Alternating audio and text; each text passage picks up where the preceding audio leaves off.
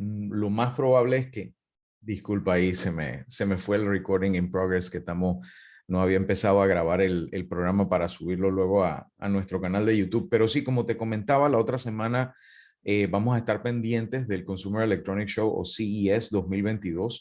Hay algunas marcas que se han echado para atrás por el tema del Omicron, restricciones de viaje, etcétera, pero todo apunta a que va a ser una feria muy, muy entretenida con muchos anuncios de parte de los diferentes fabricantes, de miles de expositores, tanto de compañías como incluso pabellones de gobiernos de diferentes países. Recuerdo con mucho cariño los pabellones de Francia, de Holanda, de Italia, de diferentes países, todas las secciones que hay por temas de salud, de deporte, de ciudades inteligentes, de dispositivos y tecnología, pues pura, incluso en el caso de grandes empresas tipo Google, Intel, etcétera, que son tan importantes en esta feria. Yo, yo Pero espero, hablando también... yo espero que este año no va a poder ser por el tema del Omicron y la cosa, pero yo espero que otro año podamos hacer un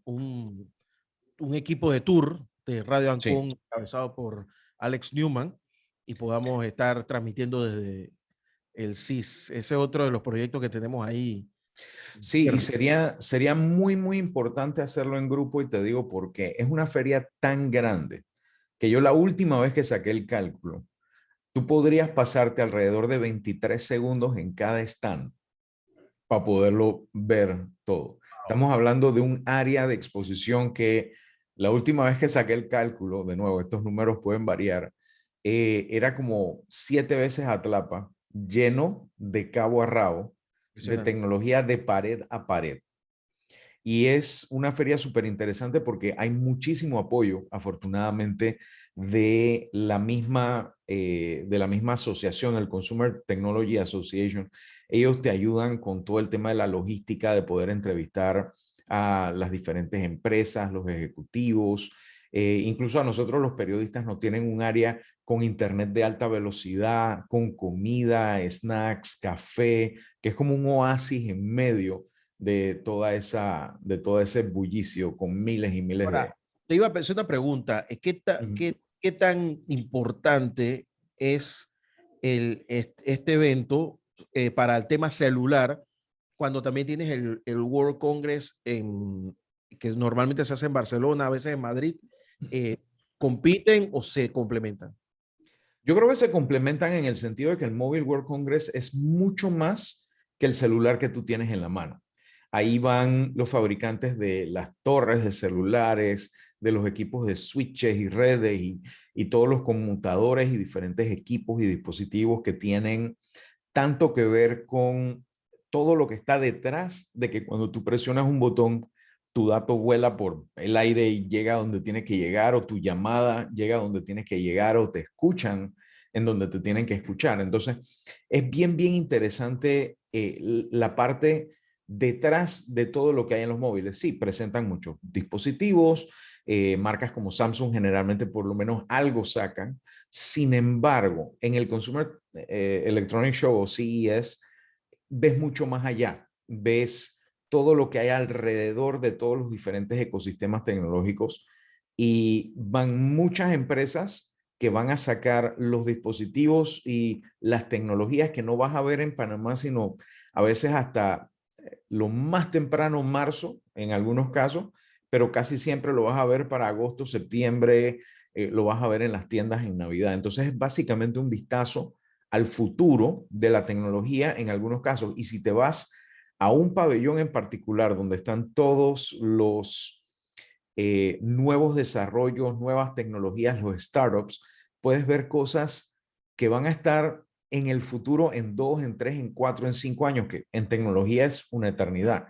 Yo recuerdo haber pasado por un stand que eran 2, 3 mesitas, un cubículo, como los que verías en cualquier feria de Atlapa chiquitita, con 3, 4 personas probando un temita ahí de realidad virtual, que 2, 3 años después viene y lo compra Facebook por no sé cuántos miles de millones de dólares, que se llama Oculus.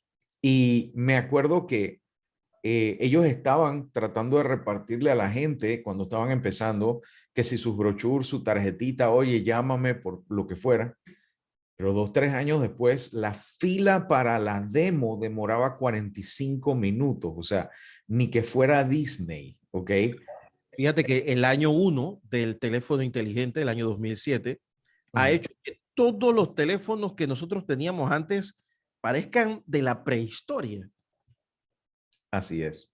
De hecho, tú agarras un iPhone 1, un iPhone 3, un iPhone 4 incluso, y prácticamente se siente como de juguete al lado de lo que nosotros tenemos ahora, incluso de teléfonos que cuestan un décimo de lo que costaban esos teléfonos en su momento. Este 6S que es del 2017, ¿será, no? Por Ya es ahí. una reliquia. Sí, de hecho, o sea, y es curioso, ¿no? Ahora que lo mencionas, muchos de estos dispositivos tienen lo que le llaman una curva de campana invertida o una U en cuanto al tema de los precios. Tú conseguías, por ejemplo, un celular de esos en $1,000 cuando salió. Ahorita los consigues en $200 por ahí comprados de segunda. Pero va a llegar un momento que pasa como cuando el que quiere buscar ahorita mismo un iPhone original o un Apple Newton o cualquier dispositivo de hace más de 20, 25 años, empiezan es a subir de precio porque se vuelven más escasos, las piezas para repararlos se vuelven más escasas también, tienes que estar sacrificando dispositivos viejos para poder salvar algunos nuevos. Y en el caso de, por ejemplo, computadoras como tú recordarás, la Apple II, la Commodore 64, la Atari 8-bit, hay incluso fabricantes que están creando a partir de chips programables, le llaman FPGA o Field Programmable Grid Array, que básicamente es un chip que se puede definir solito él mismo sus funciones en software para emular pero al 100% el hardware original, cosa que puedas mantenerlo andando. Casi como que agarraras un Ford modelo T y le crearas un nuevo sistema de carburación o lo convirtieras en eléctrico, pero para mantenerlo funcionando, porque ya no consigues cómo fabricar siquiera las piezas originales. Pero hablando de números, y esto es bien interesante, muchas de estas ferias hablan de números y tienen una serie de estadísticas importantísimas del movimiento, del tráfico, de tantas otras cosas. Y de pronto a ti y a mí nos pasa mucho que la gente nos llama y nos dice, oye, tengo un trabajo de la universidad, estoy escribiendo un artículo, estoy haciendo algo, y necesito saber una cifra, un número, cuánto esto, cuánto aquello. Y eso es parte del tema que quisiera conversar hoy con Rekha Chandiramani, con las manos en la data. Eh, y que quiero conversar con ella precisamente porque yo estoy acostumbrado a que yo en tecnología, hey, es lo que me gusta, pero yo no me las sé todas. Cuando tú me llamas y me preguntas algo, si yo no lo sé, o lo averiguamos juntos, o yo te consigo a alguien que lo pueda conseguir, que lo pueda saber, que lo pueda implementar y aprendemos juntos. Sin embargo, cuando me piden a veces cifras, yo me doy cuenta que a veces nos encontramos como en un desierto de información, ya sea porque o no se está contando la información y lo que no se mide no se puede mejorar, o se hace, pero de pronto no se publica, no se conoce o no hay manera de saber por qué, o no se mercadea o algo está fallando. Y bueno, en eso yo quiero conversar con Reca precisamente porque es una persona que está dedicándose a llevar este periodismo de datos a otro nivel y de ayudar a más personas. Así que voy a pedirle a Reca que se conecte y que para ver si se nos presenta y nos puede conversar al respecto. Tiene Buenos que... días, Reca. Gracias por estar con nosotros. ¿Cómo estás, Reca? Hola, buenos días, Guillermo, Alex, gracias por la invitación, encantada de estar con ustedes, este tremendo programa. No, Gracias. gracias. Bueno, yo soy periodista, tengo ahorita mi blog que se llama Con las manos en la data, hago investigaciones transnacionales y bueno, estamos aquí para conversar. ¿Cuáles han sido los retos más importantes que tú has tenido haciendo este periodismo de datos que no es lo que hace todo el mundo? Todo el mundo sabe de periodismo de deporte, de periodismo de farándula, de tantas otras cosas, pero siento que tanto de datos como de ciencia y tecnología, nos está faltando algo, tanto en Panamá como en algunos casos en la región y a veces en el mundo, dependiendo del tema. Cuéntanos cómo te has llegado a especializarte en esto, a trabajar esto, qué te llevó a, a ir en esa dirección. Bueno, primero para empezar, pues los datos siempre tienen que estar porque en el periodismo es como la materia prima, ¿no? Los datos para poder hacer periodismo. Yo soy periodista especializada en economía, finanzas, entonces un poquito tenemos que bregar más con esto de los datos para poder darle un poco de carne a la noticia, que ya no solamente puede depender o puede tener como columna vertebral los testimonios, ¿no?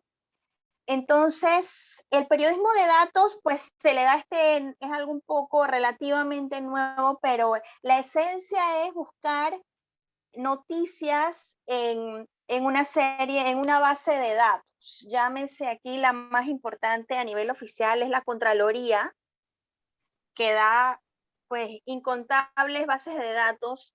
No son perfectas, pero dan ciertos instrumentos para hacer la materia prima, para hacer periodismo de datos. Y así hay datos oficiales como datos de organizaciones internacionales, y en base a eso armar, armar noticias, armar investigaciones y utilizar también los datos para cuestionar el discurso oficial.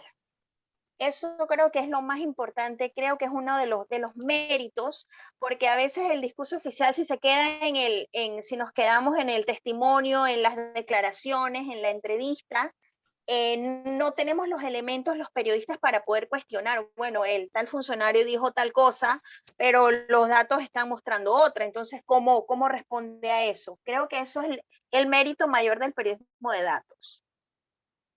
Ahora, tocaste un punto muy importante cuando hay discrepancia entre el discurso y los datos. No hablemos de la realidad o la verdad, porque lamentablemente, pues para algunas personas eso puede ser más subjetivo de lo que debería ser. Pero sí, los datos a veces no coinciden con el discurso.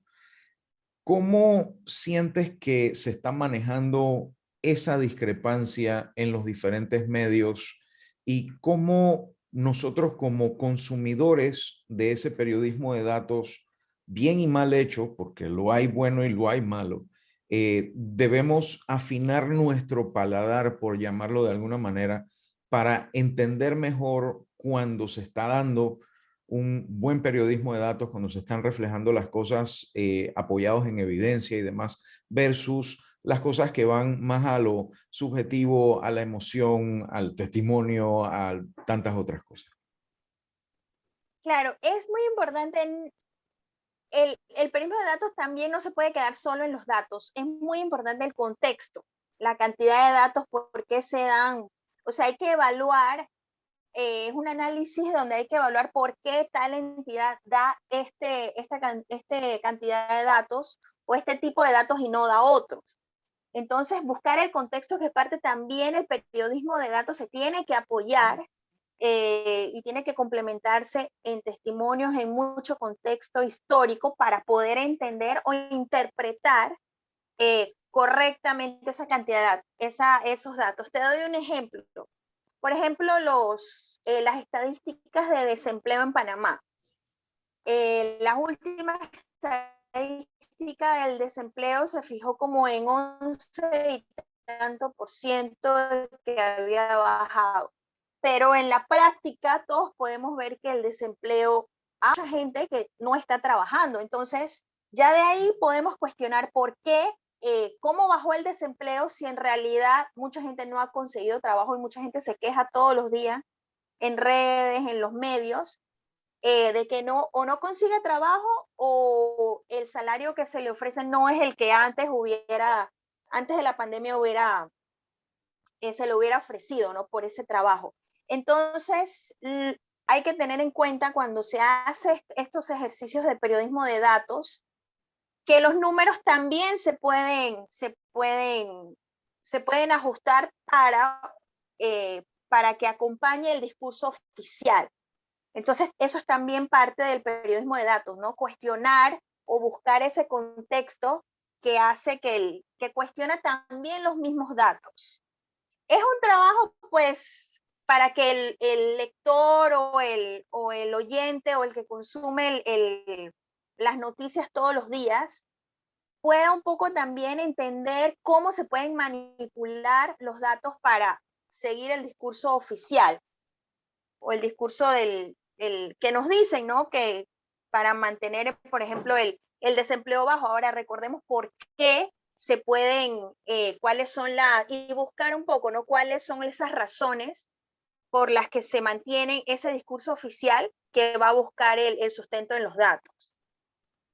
Y es interesante que lo mencionas porque también existe el fenómeno del cherry picking, le dicen en inglés, que es como quien expurga el arroz y saca solamente los datos que le convienen versus los que de pronto no les convienen.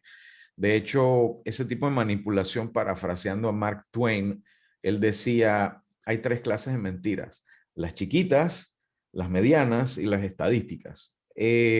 Porque la gente, lamentablemente, pues en muchos casos toma la información que le conviene y omite entonces la que no le conviene, creando un falso contexto que más que informar lo que hace es confundir o manipular incluso en algunos casos. ¿Cómo tú has visto que se ha manejado el tema de no solamente proveer los datos, las cifras y el contexto, sino también el ocultarlo, ya sea por parte de mecanismos ya sea oficiales o incluso aquellos que le llevan la contra y que quieren hacer algún tipo de campaña negativa y demás? ¿Cuál es tu percepción de cómo se ha manejado el tema en nuestro país en general? Bueno, si vemos, por ejemplo, los datos del gobierno, hemos tenido un retroceso bastante preocupante. Yo creo que es inédito esto del que ha firmado el gobierno de mantener restringidas las actas por 10 años. Quizás no son cifras, pero es un retroceso muy importante en la ley de transparencia.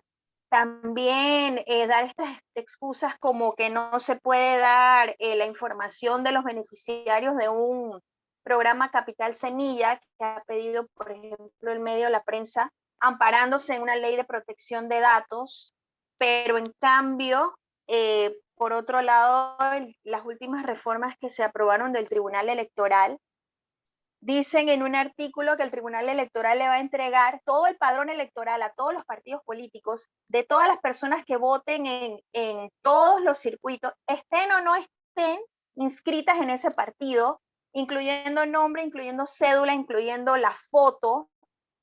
Entonces, ahí uno se pregunta, ¿cómo es posible que mi identidad se le revele a todos los partidos políticos hasta el rostro, pero no podemos conocer quiénes son los beneficiarios de un programa con fondos públicos?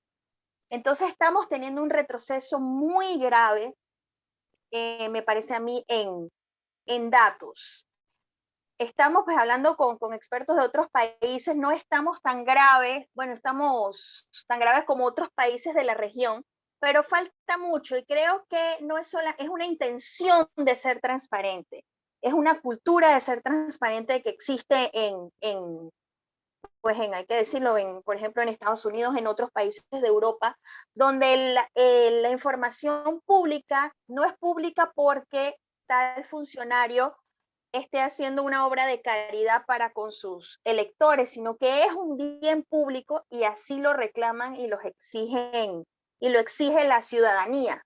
Entonces no se convierte en una dádiva, no se convierte en una concesión de buena fe que quiera hacer el gobernante de turno. Creo que eso nos está faltando, ¿no? Reclamar los datos como un bien público, como un derecho. Y es interesante que lo mencionas porque aún así, cada quien juzga por su condición En el sentido de que aquí en Panamá, por ejemplo, nos quejamos del transporte público, pero nos vamos a otro país y allá dicen, no, pero si el de Panamá es una maravilla comparado con el nuestro.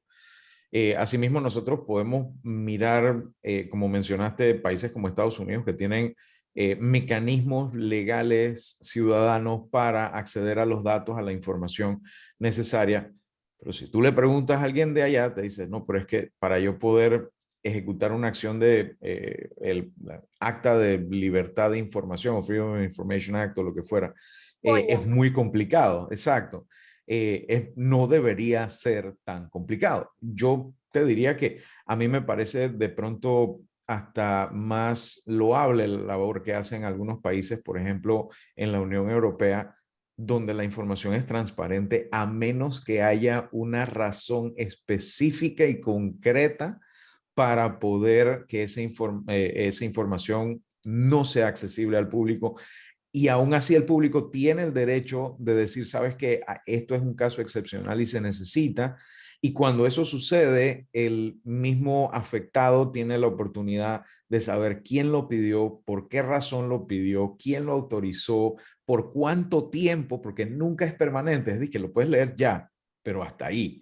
No sé si me explico. Entonces es interesante. ¿Qué le hace falta a Panamá, aparte de un cambio cultural, eh, para poder lograr llevarnos a un nivel de mayor transparencia y menor discrecionalidad en estos datos que son tan críticos eh, para nosotros tomar decisiones como ciudadanos, tanto de nuestro día a día como de la política que se da cada 4 años, cada 5 años? ¿Me explico? ¿Cómo poder, qué necesitamos cambiar dentro de nosotros? Bueno, dentro de nosotros, pues eso, ¿no? Entender que solamente el manejo de los datos es lo que nos va a permitir exigir mejores políticas públicas. Te pongo otro ejemplo, el caso de la CENIAF. Eh, el Ministerio de Desarrollo Social ni siquiera sabía, cuando estalla el escándalo, cuántos menores niñas y niños estaban en los albergues. Entonces, ¿qué está haciendo una entidad que maneja un presupuesto millonario si ni siquiera sabe cuántos niños están bajo su paraguas? Entonces, no solamente necesitamos leyes, porque las leyes existen, necesitamos aplicar las leyes y apegarnos al espíritu de la transparencia.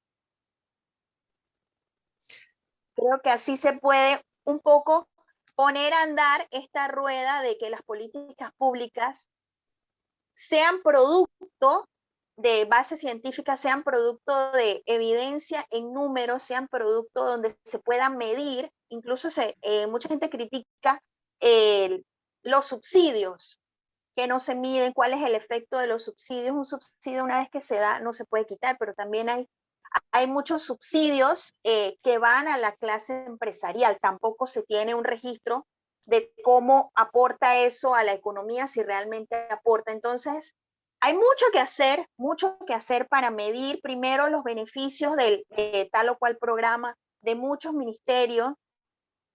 Tenemos tenemos un gobierno que es 3 veces, 4 veces más grande que otros gobiernos de países con la misma cantidad de población.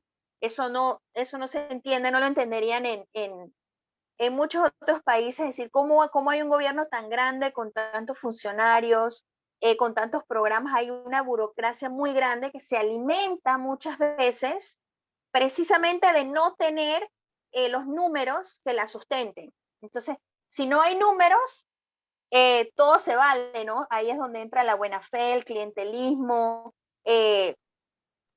y mil cosas más. El que hay para mí. El que hay para... Tú mencionaste a la Contraloría y generalmente la mayoría de las personas empiezan su búsqueda cuando necesitan información como esta en la Contraloría.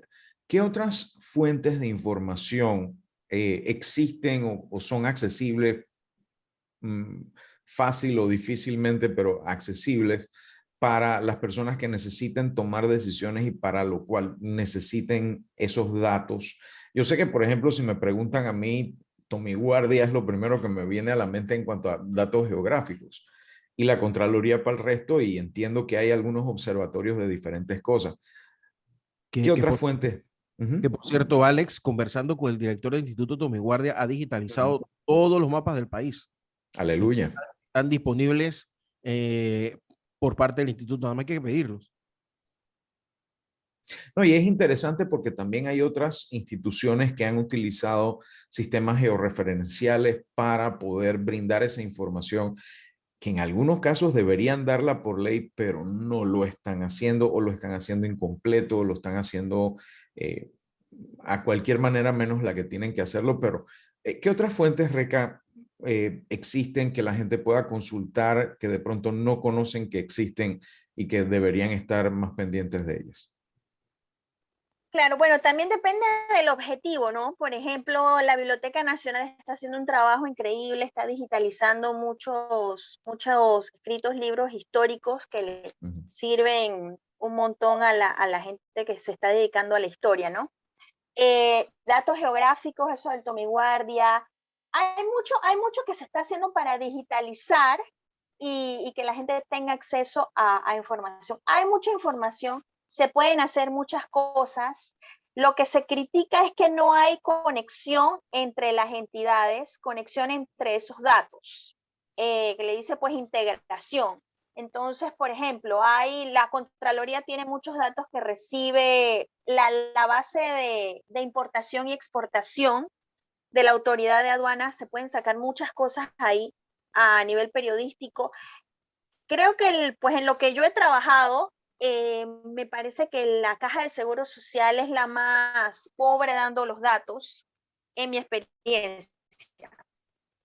Lo que yo he trabajado. La Contraloría da muchos datos estadísticos muy buenos. Cuando dices tomar decisiones, de repente, eh, quizás no son los datos que le pueden servir, por ejemplo, a un empresario para abrir un negocio, vamos a decir. Pero a nivel de análisis social, sí son muy buenos, ¿no? Los datos que toman las agencias internacionales de los organismos, por ejemplo, la ONU, etcétera, CEPAL, se basan en datos que le entrega muchas veces la Contraloría.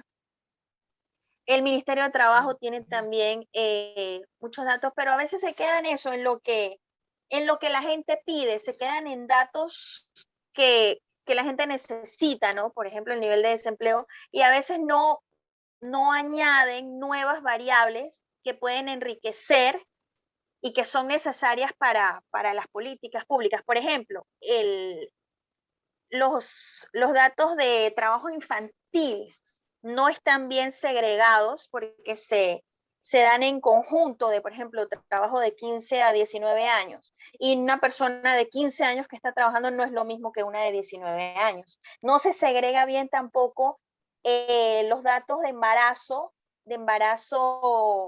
infantil. Se da en bloque, se dice de 15 a 19 años y no es lo mismo una niña embarazada de 15 que una niña embarazada de 19. Entonces, eso tiene una intención detrás cuando se va a reportar, porque se dice embarazo juvenil, no es embarazo juvenil, hay una porción, una proporción que son niñas. También creo que se puede mejorar mucho la información de las estadísticas de los reportes de violencia contra la mujer, los reportes de denuncia, porque a veces se quedan en eso, no solamente en denuncia, y no se toma en base a eso nuevas políticas para disminuir esas estadísticas. Yo sé que hay muchos gobiernos locales en la región y en el mundo que manejan esos datos que tú mencionaste, que de pronto no tenemos acceso tan fácil a ellos para tomar decisiones como de dónde poner un negocio, etcétera. Y los mismos gobiernos locales se encargan de, a partir de los impuestos que cobran, encuestas, etcétera, de brindar ese tipo de información, no solo demográfica, sino comercial. Y hablando de demográfica, esta pandemia también nos ha eh, brindado un problema adicional. No solo Panamá, muchos países les tocaba hacer algún tipo de censo en algún momento y no lo han podido lograr.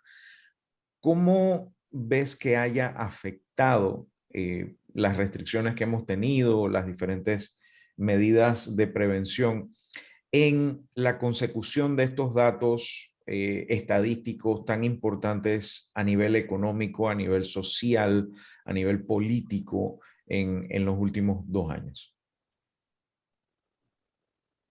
Bueno, definitivamente la pandemia ha afectado bastante, pero también creo que ha sido la excusa para muchos gobiernos para dejar de hacer muchas cosas que tenían que hacer. Entonces, a nivel estadístico, nosotros ya estamos en mora por, bueno, un año, ya serían 2 el próximo año con el censo nacional. No conocemos a ciencia cierta ni siquiera cuántos habitantes hay ahorita en el país.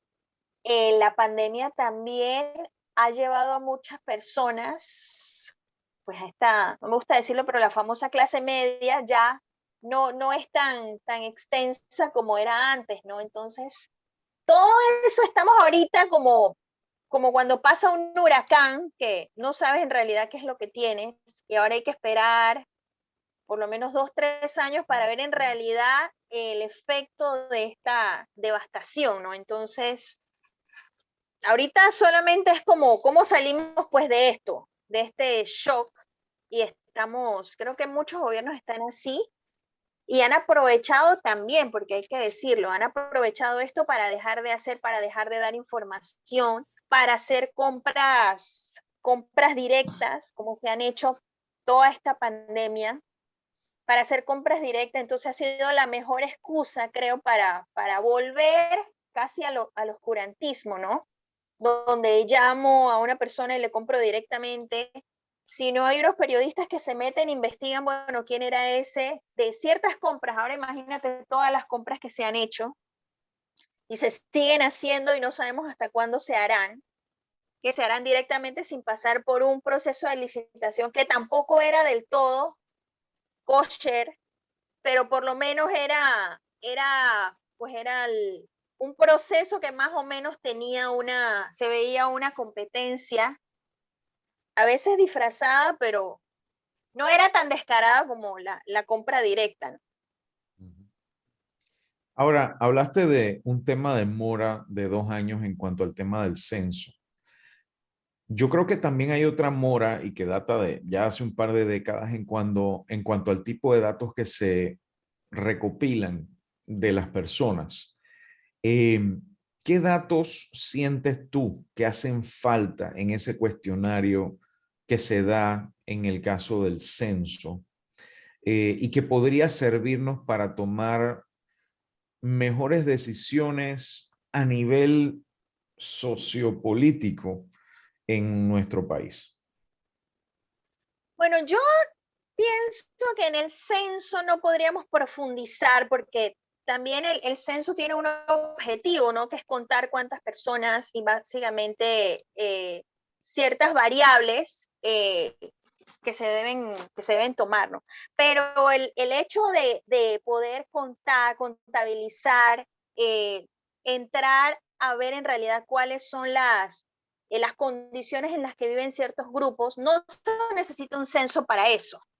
Entonces, por eso decir, bueno, no se ha hecho el censo, por eso no podemos contar o no podemos saber, por ejemplo, cuántos niños están en los albergues, es una excusa. En el censo se debe preguntar, ya existen las variables, se pueden incluir, por ejemplo, hay voces que piden que se incluyan preguntas como cuántas personas fueron afectadas en la invasión, que estamos súper tarde para saber en un censo cuántas personas fueron realmente afectadas, víctimas directas o indirectas de la invasión. O sea, 30 años después y todavía no lo sabemos. 30 años después y no sabemos cuántas personas murieron de facto en la invasión. Entonces, en números tenemos una mora que va mucho más allá de que no se hizo el censo en el 2010.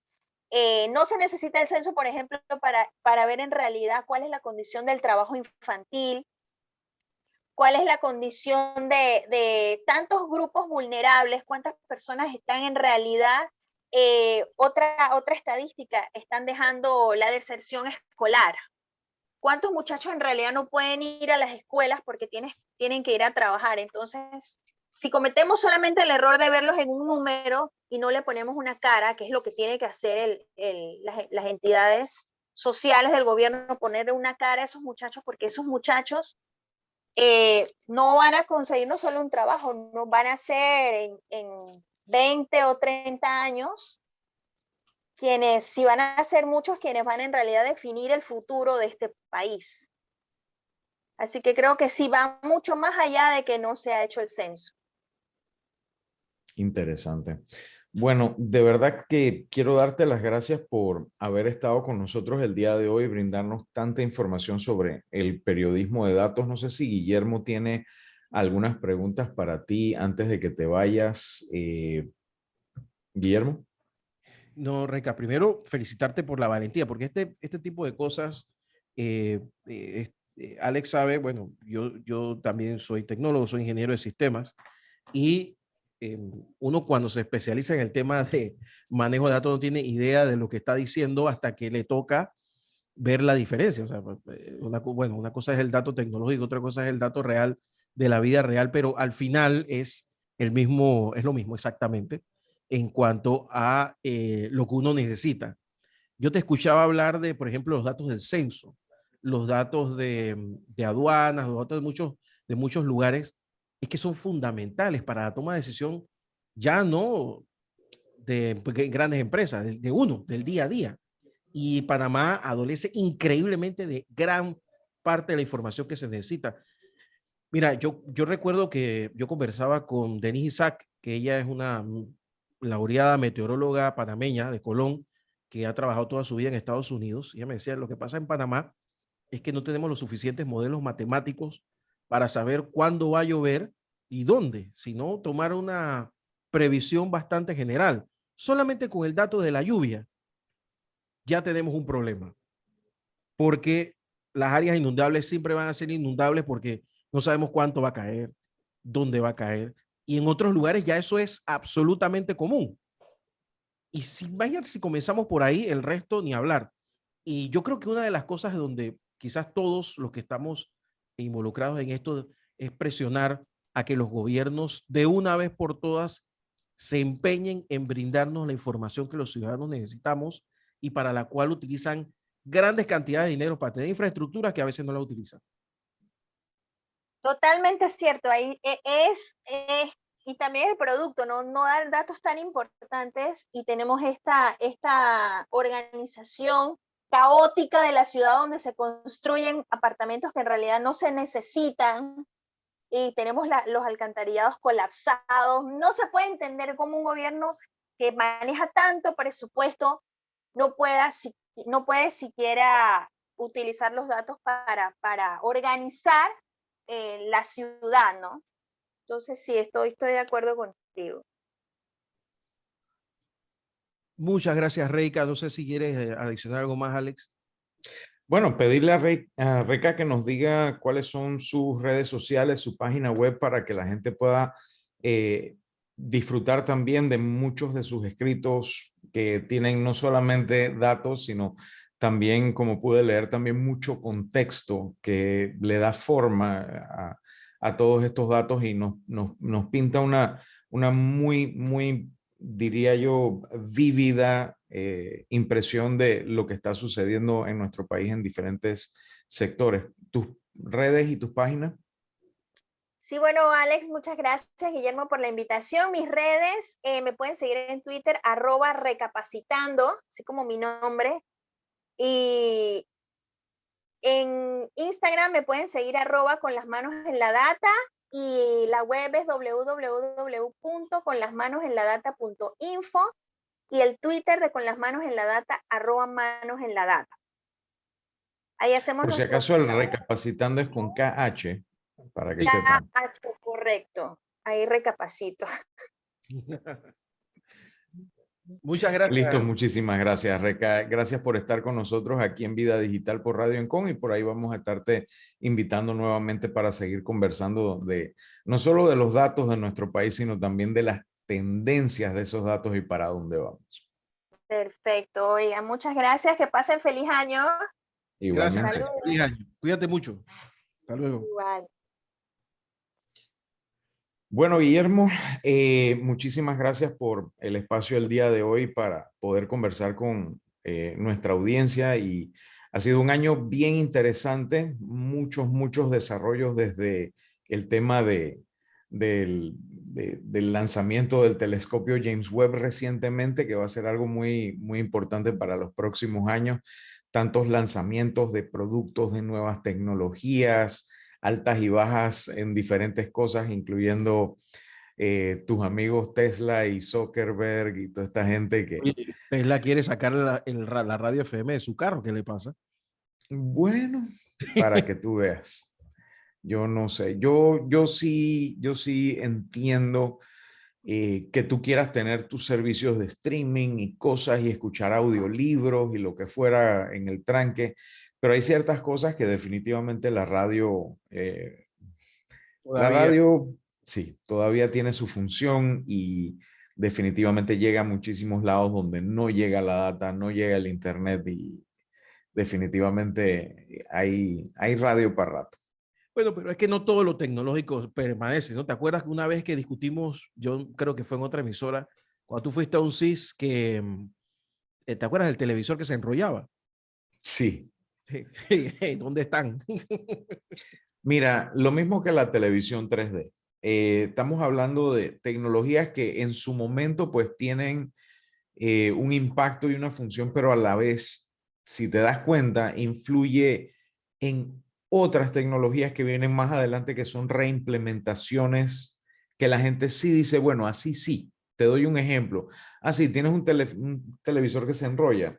Qué cool. Pero ¿sabes qué? Me gustaría tener es un teléfono que se pueda doblar o una pantalla que pueda ir alrededor de un objeto o de una pantalla curva en no sé, una ventana de un avión que me permita ver para afuera sin tener que estar expuesto a que entre la luz de afuera, cosas así por el estilo. Siempre muchas de esas tecnologías hacen un retorno en cosas que no te lo esperabas. Sí. Entonces, yo creo que mucho de eso también va a pasar con algunas tecnologías que hemos visto que han ido y no han pegado en el mercado y desaparecen, pero siempre remergen de alguna manera u otra. Y este espacio, vía digital, aquí en Radio Ancon, que esperamos que el próximo año podamos seguirlo y si podemos ampliarlo, mejor todavía. Eh, Claro. insiste en eso. Lo que pasa es que no siempre que usted tiene, no siempre que sea nuevo, significa que va a tener éxito. Nada más que hay que recordar algo. Siempre recuerde que los primeros carros utilizaron batería. Ujú. Así mismo es. Los primeros carros eran eléctricos, lo que pasa es que eran un poquito más complicado que ahora. Hoy en día tú vas a cualquier tienda de baterías y tienes baterías de todo tamaño. En aquel entonces las tenías que fabricar tú mismo. Pero mira, tú pasaron más de 100 años para que eso se diera. O sea que no todo es necesariamente usable y vale la pena. Por eso es que siempre es importante apelar a personas como Alex Newman. Mira, y además, esto es importante en tecnología, la actualización. Yo no puedo darme el lujo de actualizar porque tengo que estar pendiente de otros temas y es mentira que la gente, uno lo sabe todo. De hecho, el que sabe todo no sabe nada. Eh, te digo, en el año 92 yo recuerdo haber dado mi primera conferencia de tecnología y se llamaba algo así como diferencias conceptuales entre hipermedia y multimedia a los Ujú, estudiantes de ingeniería de Centroamérica, que era ujú, el famoso Conescapán. Y todos me ujú. miraban así el tablero y yo ahí tiraba y decía cosas. Y ahora yo le tengo que preguntar a mi sobrino sobre algunos temas de tecnología y también a ti, sobre algunos temas de tecnología. Entonces, no es que no sepa, es que sencillamente la tecnología avanza tan rápido que hay que estar metido, muy metido en el tema. Y eso es algo que yo le agradezco a Alex Newman porque no solamente nos colabora aquí a los oyentes de Radio Ancon, sino que lo hace por todos los medios, por televisión, por YouTube, por busquen donde está y se ha metido Alex Newman y ya se lo están reconociendo desde muchos escenarios nacionales e internacionales. Y te agradezco que este año haya sido otra vez parte de la familia de Radio Ancon y bueno, eso va a continuar Dios mediante el año 2022. Ojalá sea así. Bueno, muchísimas gracias y también un feliz año a Camilo y al resto del equipo de El Emporio Radial Ancon, no solo por el espacio, sino por la amistad, la camaradería, el apoyo, todo lo que ustedes hacen, no solo por mí, sino por toda esta audiencia. Y espero que el próximo año, pues como tú dices, crezca y llegue a más personas y ayude a más personas para que puedan sacarle mayor provecho a su vida digital. Sí, porque aquí me están hablando de dispensadores de cerveza y esas cosas y bueno, demasiada camaradería ahí. De pronto hay que poner uno, pero con un espacio para meterle billetes y monedas y todo lo demás, y ya eso ya se convierte en un Por ahí va, emprendimiento. por ahí va la cosa. Un abrazo, Alex. Feliz año. Cuídate mucho. Igual, feliz año. Hasta luego. Hasta luego. Son las 9.